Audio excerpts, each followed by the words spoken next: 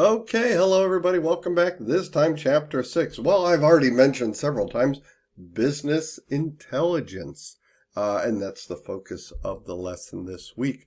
So we've entered an era where organizations are grappling with a lot of growth in the amount of data that's available, and they're struggling to understand, which will be your role, just how to manage it and use it effectively.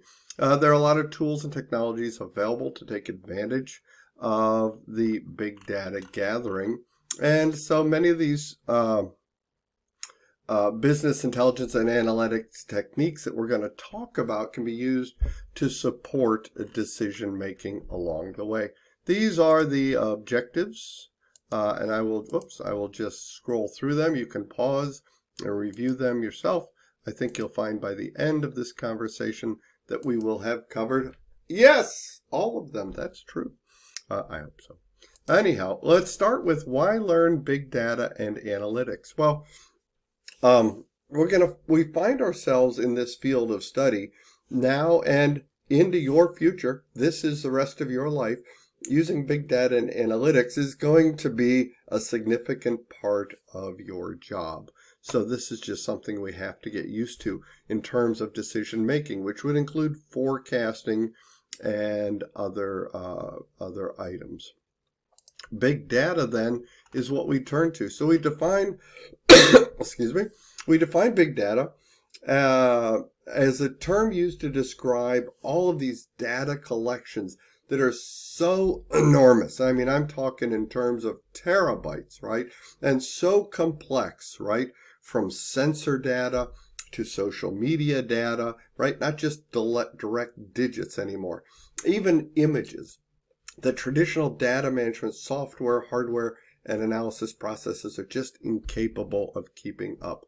So imagine the volume, velocity, value, variety, and veracity, wow, great word, of data, right? These are where we're going. Now this slide is meant to explain that the digital universe, this big data universe, is not only growing exponentially, as you already know, but notice that it grew tenfold to an amazing 163 zettabytes is the prediction by 2025, right here. Is that incredible? Incredible.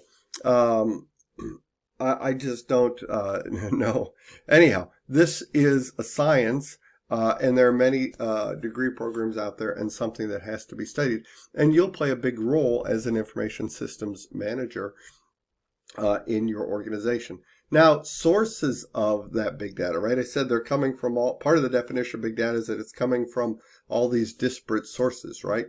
And so we have monitoring and collection of data from various sources around the documentation. There's data for business apps, social media I already mentioned, scanner data, machine log data, public data. I mean, the list goes on and on. I could add to this as well. This is just a good starting point. And notice that much of the data collected is unstructured. It doesn't fit neatly into the traditional relational databases with the columns and the rows that we had been talking about. That's going to be very important in just a little bit, because we're going to talk about things like NoSQL database, right, which is going to solve some of those problems. So the big data uses then are many. You'll want to incorporate it for day-to-day operations, right? Retail organizations are using this to monitor social networks like Facebook and Google and LinkedIn, who's doing what, Twitter and Yahoo even, right? They're looking for positive opinions, negative opinions, how to reverse negative opinions, and even enable passionate customers to buy and sell products, right? I mean, the list is endless. And so there's a great deal of planning that goes into it and the decision making associated with it as corporations monitor those networks to gain insights into customer behavior. I recently, over the holiday, bought a Microsoft Surface. And I didn't touch it for about a month because I was just too busy. When I finally opened it up within a minute, I had a note from Microsoft. How would they know? What are the odds? It is just too weird, right? But I like it because they're trying to help me with sales, with motivation, with reminders. So I don't mind it, but some people do. It's a balance. We have to find that, which is part of the challenges of big data, right? Big data is what do we store, how much, what subsets do we use, where do we break privacy, etc., right? There are a lot of conversations that we will have around data. Many ethical, moral, and legal aspects of collecting data on people, even without their knowledge. So we want to be aware as information systems analysts or managers of laws that relate to compliance for personal data, like CCPA, I've mentioned before, the California Consumer Privacy Act, or GDPR, which is the European Union's version of that. People have a right today to not have you collect their data, to delete their data, etc. And we want to make sure that we can do that. I would run all of that through a compliance format. Now, there are technologies used to manage all of this data in a big picture. And so the technologies include the list here. We're going to go through these one at a time over the coming slides in detail, starting from the data warehouse all the way down to in-memory database. Okay, so we'll start with the data warehouse, right? Remember I said in the previous lesson, chapter 5, that raw data was necessary, and then it becomes information when it's analyzed, and it's necessary to make business decisions, right? And this data, though, this raw data is typically stored in a variety of locations and in formats. So the traditional online transaction processing, or OLTP, puts data into databases very quickly. It's reliable, it's efficient, but they do not support types of data analysis that today's organizations need. So organizations can use a data warehouse instead, or a data mart, to access the data gathered via this more legacy OLTP approach to effectively support the organization at hand. And so this is the primary characteristics in discussing a data warehouse that you will want to talk about. How large, how many sources, historical, cross-organizational access, and support analysis and reporting would be key. So the data warehouse, as I mentioned, it's that large database that holds business information from a lot of sources covering all aspects of the company's processes and products and customers themselves. And so you will use ETL is a part of that, right? So ETL is extract, transform, load. ETL, what's your ETL process? And so the ETL process takes data from the variety of sources, edits it, transforms it into a format that can be used by the data warehouse. So notice on this slide, it's a subset of the data warehouse. ETL is actually enhancing or supporting the data warehouse. Remember, it's 3 steps: extract, transform, and load. Hence the name. It's actually the 3 steps used to support the data warehouse function so that you can view the data.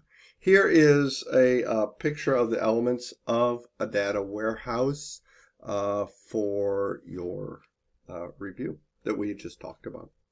Okay, so I also mentioned the data mart, right? So a data mart is a subset of the data warehouse and is used by small or medium-sized companies or business departments within a large company.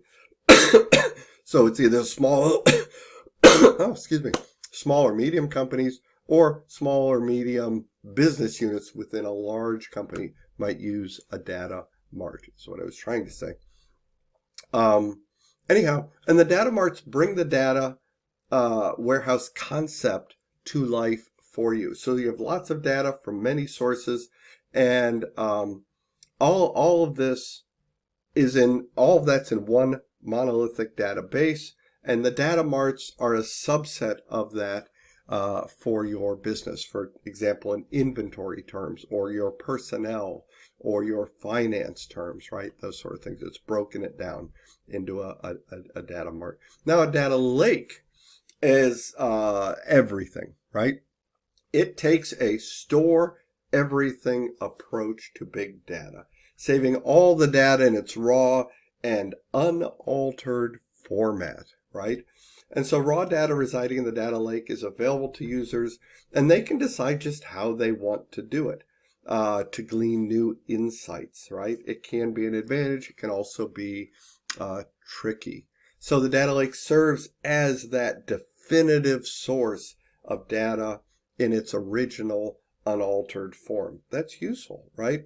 So it can be useful for business transactions, maybe clickstream data, sensor data, server logs, media videos, a lot of things. It's really exciting, the capabilities that are made available to us.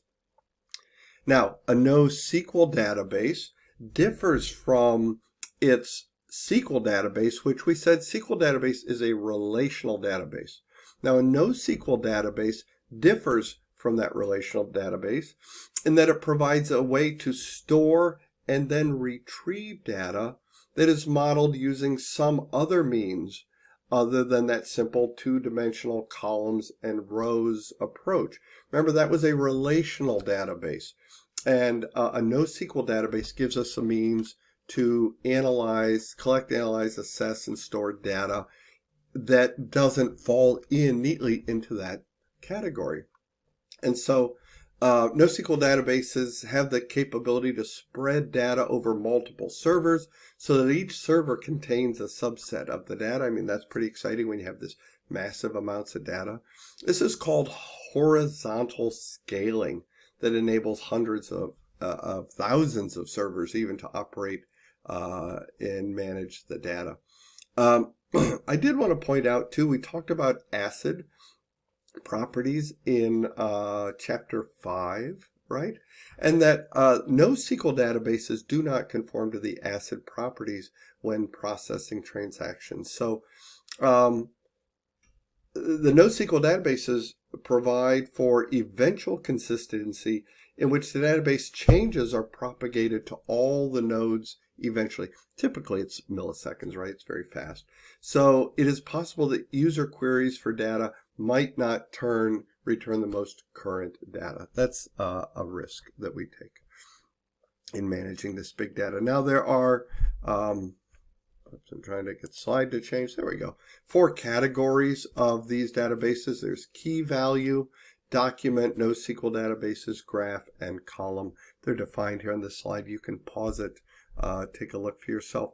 I did want to emphasize that the choice of a relational database management system versus a NoSQL database solution is going to depend on the problem that you need to address. So it's one of the questions you would want to ask as an information systems manager, right? There's a list of some popular NoSQL database products by category for your consideration. And then I think I'm going to just close with a little bit about Hadoop, right? Hadoop is an open source software framework that includes several software modules, and it's a way of storing and processing extremely large data sets. And so and so we have this HDFS for Hadoop. That's Hadoop Distributed File System. It's a system used for data storage and retrieving. Basically what Hadoop is going to do is it's going to break out data storage across this horizontal approach with compute. It's going to do compute and data storage separately. That's really the big difference there. And it provides an awful lot of capability for us. Okay, map, reduced program, we can learn more about online in the book. I will see you in the next